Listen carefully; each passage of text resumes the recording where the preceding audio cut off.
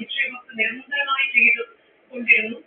എന്നൊക്കെയുള്ള പേരെടുത്ത് പറഞ്ഞുകൊണ്ടൊക്കെയാണ് നേരത്തെ പറഞ്ഞത് എങ്ങനെയാണ് ഭക്ഷണം കഴിക്കുന്ന കാര്യത്തിൽ ഉൾപ്പെടെ ഒക്കെയുള്ള കാര്യങ്ങൾ ഇത്തരം വസ്ത്രങ്ങൾ ധരിക്കാൻ നിങ്ങൾക്ക് അർഹതയുണ്ടോ, അങ്ങനെയൊക്കെയുള്ള ചോദ്യങ്ങളെല്ലാം ചോദിച്ചിരുന്നു എന്നൊക്കെയുള്ളതാണ്. അതായത് ഇതിൽ ജോലി വിട്ടു പോകാനൊരു തീരുമാനം അവർ കൈക്കൊണ്ടിരുന്നു. അത് 28-ാം തീയതിയാണ്.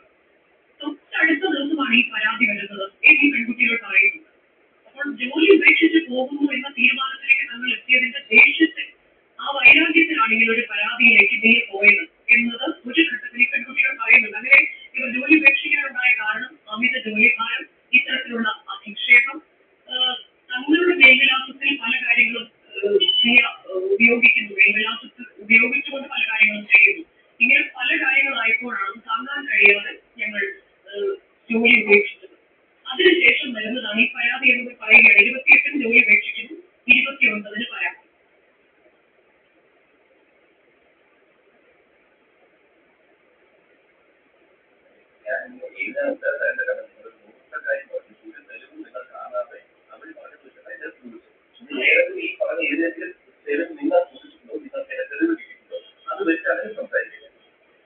അതല്ല, അവർ പറഞ്ഞ കാര്യങ്ങളാണ്. ഞാനിപ്പോ അവർക്ക് തെളിവൊന്നും തൽക്കാലം ഇപ്പോ ഈ ജാത്യാധിക്ഷേപം തെളിവാണ് ഹാജരാക്കുന്നത്. ഒന്ന് ഒരു ഓഡിയോ തെളിവ് ഹാജരാക്കിയിട്ടുണ്ട് ശ്രീകൃഷ്ണകുമാർ. അതായത് താങ്കൾ സംസാരിക്കുന്ന ഒരു ഓഡിയോ അവർ കേൾപ്പിച്ചിട്ടുണ്ട്.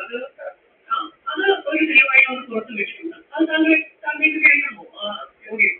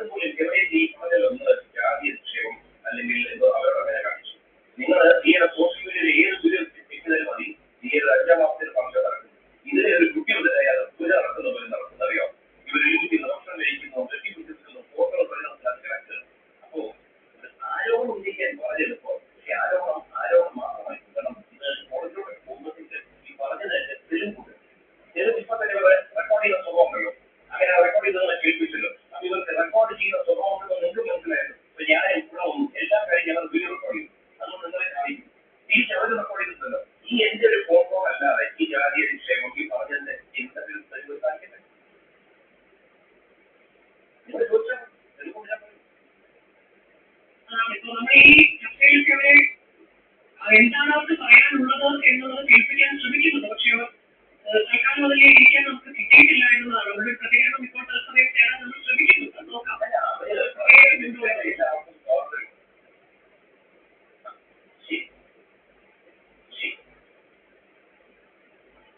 ഈ ബാങ്കുമായി ബന്ധപ്പെട്ട പ്രശ്നം, അതായത് ടാക്സിന്റെ പ്രശ്നം ഉള്ളത് കൊണ്ട് ഞങ്ങളോട് ഇങ്ങനെ പൈസ വാങ്ങിച്ചിട്ട് പിന്നീട് കൊടുത്താൽ മതി, അങ്ങനെയൊന്നും ഒരു ഘട്ടത്തിൽ പോലും അവർ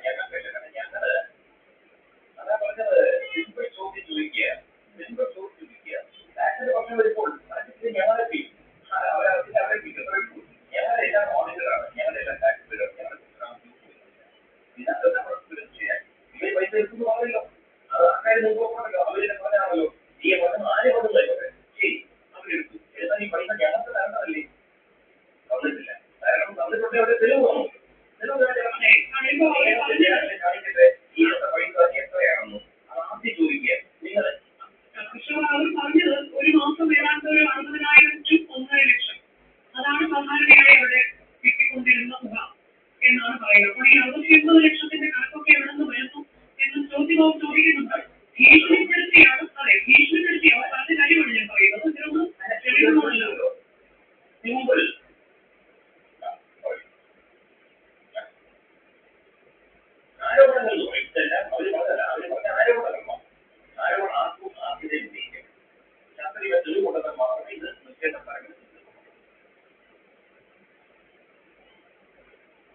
താങ്കൾ സമയം കൂടി തുടരണം. ശ്രീ ജോർജ് ജോസഫ്, ഇപ്പോ ഇത് കേൾക്കുമ്പോൾ താങ്കൾ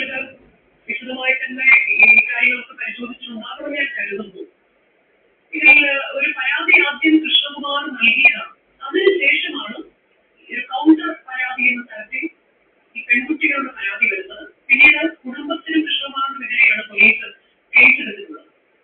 പിന്നീട് ഇപ്പോൾ ഈ പെൺകുട്ടികൾ അല്പസമയം മുമ്പാണ് മാധ്യമങ്ങൾക്ക് മുന്നിൽ നേരിട്ട് വന്ന് കാര്യങ്ങൾ വ്യക്തമാക്കുന്നത്. രാവിലെ മുതൽ തന്നെ കൃഷ്ണകുമാർ മകളും മാധ്യമങ്ങളോടൊക്കെ സംസാരിക്കുകയും അവർക്ക് പറയാനുള്ള കാര്യങ്ങളൊക്കെ പറയുകയും തെളിവുകൾ അടക്കം പോലീസിന് കൊടുക്കുകയും ചെയ്തിട്ടുണ്ട് എന്നതാണ്. ഇതിൽ ഈ പെൺകുട്ടികൾ കുറ്റം സമ്മതിക്കുന്നതും ഉൾപ്പെടെയുള്ള കാര്യങ്ങൾ. ഈ പെൺകുട്ടികൾക്ക് പറയുന്ന ചില കാര്യങ്ങൾക്ക് അവർക്ക് തെളിവുകളില്ല. അവർ ചില കാര്യങ്ങൾ പറഞ്ഞുകൊണ്ടേയിരിക്കുന്നു എന്നുള്ളതാണ് നമുക്ക് മനസ്സിലാക്കാൻ കഴിയുന്നത്. അത് പൊരുത്തപ്പെട്ടു പോകുന്നുണ്ടോ പരസ്പരം? താങ്കൾക്ക് തോന്നുന്നത് എന്താണ്? നോട്ടത്തിൽ അല്ലെങ്കിൽ ആദ്യമായി എന്നൊക്കെ പറയുന്നത് പോലെ താങ്കൾക്ക് എന്താണ് അതിൽ മനസ്സിലാക്കാൻ പറ്റുന്നത്? ഒറ്റനോട്ടത്തില് ഇതൊരു ട്രൂ കേസാണ്. 69 ലക്ഷം രൂപ ഒരു സ്ഥാപനത്തിൽ നിന്ന് ജീവനക്കാരെ അടിച്ചു മാറ്റിയെങ്കിൽ അത് QR കോഡിൽ കൂടെ ആണെങ്കിൽ ആ കണക്ക് കൃത്യമായിട്ട് അവിടെ ഉണ്ടാവും ബാങ്കിൽ. അപ്പൊ ആ സ്ഥാപനത്തിന്റെ പണം ഇവര് QR കോഡ് മാറ്റി അവരുടെ അക്കൗണ്ടിൽ മാറിയിട്ടുണ്ടോ ഉണ്ടെങ്കിൽ അതിനുള്ള കഴിവ് കുട്ടികൾക്കുണ്ടോ, അതിന്റെ പിന്നിൽ ആരെങ്കിലും പ്രവർത്തിക്കുന്നുണ്ടോ, ഇങ്ങനെയുള്ള കാര്യങ്ങളൊക്കെ പരിശോധിക്കണം. ഒരാൾ കേസ് കൊടുത്തു 69 ലക്ഷം രൂപ അടിച്ചു മാറ്റിയെന്ന് പറയുന്ന കേസ് കൊടുത്താൽ തീർച്ചയായിട്ടും ഒരു ക്രിമിനൽ മിസ്അപ്രോപ്രിയേഷൻ തന്നെയാണ്. അതിനകത്ത് കൃഷ്ണകുമാറിനെ മകളെ കുറ്റപ്പെടുത്തിയിട്ട് കാര്യമില്ല. പിന്നെ ആ ഒരു സ്ഥാപനത്തിന്റെ ഇത്ര ലക്ഷം രൂപയുടെ വരുമാനം ഉണ്ടെന്നുള്ള കാര്യം എന്തായാലും അവിടെ വരുമാനം ഉണ്ടെങ്കിലും അത് അതിന്റെ ടാക്സിന്റെയും അല്ലെങ്കിൽ GST ഒക്കെ വേറെ കണക്കാണ്. പക്ഷെ സ്ഥാപനത്തിൽ നിന്ന് ജീവനക്കാരെ അടിച്ചു മാറ്റിയിട്ടുണ്ട് എന്ന് പ്രൂഫ് കേസ് തന്നെ. അത് യാതൊരു സംശയമില്ല. ജാതിയുടെ കാര്യമൊക്കെ പറഞ്ഞ് അത് അങ്ങനെ പറയുമ്പോൾ പോലീസിനെ കേസെടുക്കാതിരിക്കാൻ എടുത്തോളൂ അന്വേഷിക്കുമ്പോൾ സത്യസന്ധമായിട്ട് അന്വേഷിക്കണം. കാരണം അത് ജാതി പറഞ്ഞെങ്കിൽ അങ്ങനെയുള്ള ഒരു ആൾക്കാരെയല്ലേ അവിടെ നിർത്തിയിരിക്കുന്നത്. അപ്പൊ അവർക്ക് ജാതിയുടെ ഒരു പ്രശ്നം ഉണ്ടെന്ന് എനിക്ക് തോന്നുന്നില്ല.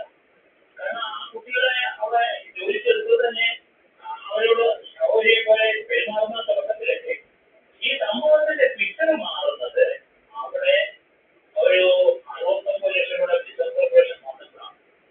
അത് ആ കുട്ടികളാണ് എടുത്തതെന്ന് അവർ സമ്മതിക്കുന്നുമുണ്ട്. അപ്പൊ പിന്നെ എന്താണ് പോലീസിന് മുന്നോട്ട് പോകുന്നതിന്? അതൊരു വലിയ പ്രശ്നമായിട്ട് എനിക്ക് തോന്നുന്നില്ല. അങ്ങനെ ഉണ്ടായിട്ടുണ്ടെങ്കിൽ പ്രതികളെ അറസ്റ്റ് ചെയ്യുക, അത് സെറ്റിൽമെന്റ് ചെയ്യുന്നത് ചെയ്തോട്ടെ, അതിന് തടസ്സമില്ല. കൃഷ്ണകുമാർ ആ രീതിയിലാണ് സംസാരിക്കുന്നത്. അവർ അത് സെറ്റിൽ ചെയ്യാൻ അവർ റെഡിയാണ്. 69 ലക്ഷം രൂപ പോയെന്ന് പറഞ്ഞിട്ടും അവർ റെഡിയാണ് സെറ്റിൽ ചെയ്യാൻ.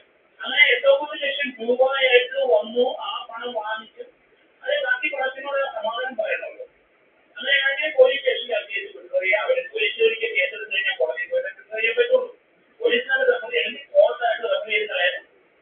പക്ഷെ ആ കുട്ടികളെ ജാതീയമായി അധിക്ഷേപിച്ചു എന്ന് പോലീസിനോട് പറയുമ്പോൾ പോലീസിന്റെ കേസെടുത്തായിരിക്കാൻ നോക്കില്ല. അതിന്റെ തട്ടിപ്പടി ഉണ്ടോ എന്ന് പോലീസ് അന്വേഷിക്കട്ടെ.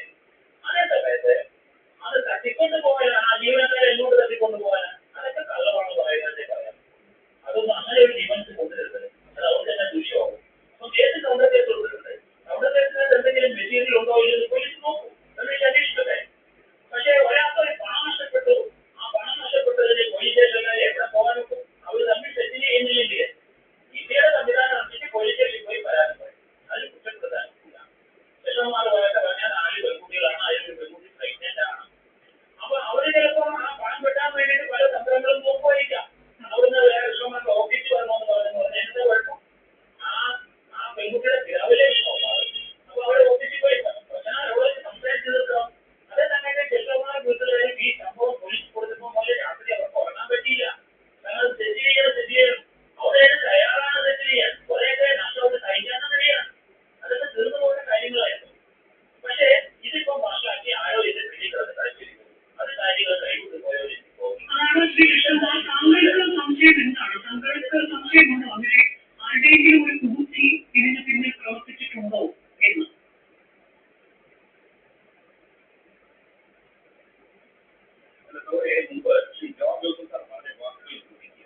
അതായത് ഇതിനകത്തുനിന്ന് പണം എടുത്തിട്ടുണ്ടെന്നുണ്ടെങ്കിൽ ഇന്നത്തെ കാലത്ത് വളരെ ഈസിയാണ് പോലീസ് കഴിഞ്ഞാൽ അദ്ദേഹം പറഞ്ഞ വാക്കുകൾ ശ്രദ്ധിക്കണം. ജൂനിയർ ഒന്ന് അന്വേഷിച്ച് കഴിഞ്ഞാൽ 10 മിനിറ്റ് ഇവരുടെ അക്കൗണ്ട് എടുത്തു കഴിഞ്ഞാൽ അതിനകത്ത് എത്ര രൂപ വന്നിരിക്കുന്നു, പോയി ആർക്ക് ട്രാൻസ്ഫർ ചെയ്യുന്നു, ഇത് മാത്രം നോക്കിയാൽ മതി. പിന്നെ ടാക്സിന്റെ വർഷം അത് ഞങ്ങളെ വളരെ കൊടുത്തോളൂ. അവർ കൊടുത്തില്ല, അവരുടെ യൂണിറ്റിന് അവർ കൊടുത്തില്ല.